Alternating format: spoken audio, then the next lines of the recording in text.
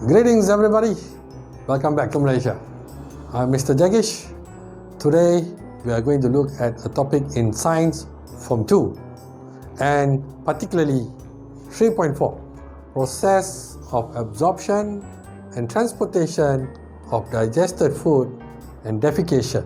And I'm going to focus in one small part in this subtopic, that is the characteristics of small intestines, right?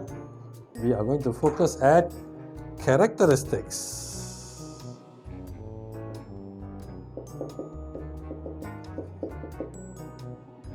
of small intestines. Obviously, this is one of the most important part of the body which plays the role in the absorption and transportation of digested food and defecation, of course. So, let us see how the small intestine actually adjusts itself to enhance the absorption of the digested food. Okay, there are 4 common things that we have in all the small intestines. Obviously, we are talking about our own body, isn't it? Right? One is the length of it. Okay, it is said that our small intestine is about 6 meters long. Just imagine, that is about 1 meter. You have 6 meters long and all inside here in your abdomen. Yes. Why? It gives you ample of time for the digestion and absorption to take place. Remember, that is the characteristic number 1. The length. Number 2, they have fine projections, right? Meaning inside the small intestine. Let's say this is your small intestine. Inside here, you have small projections. Thousands and millions of them, known as villi. Known as villi. This villi increases the surface area,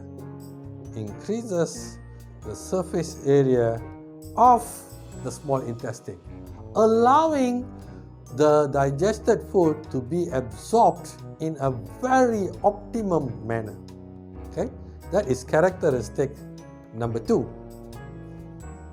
Fine projections.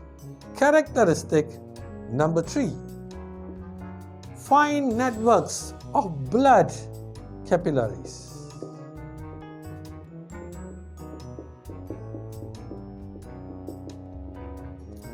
So since we have enough time for digestion to take place, all this digested food will be absorbed through these blood capillaries and brought to our respective part of the body,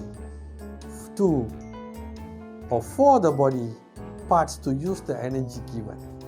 And lastly, the thin wall. 1 cell thick, they call it. 1 cell thick.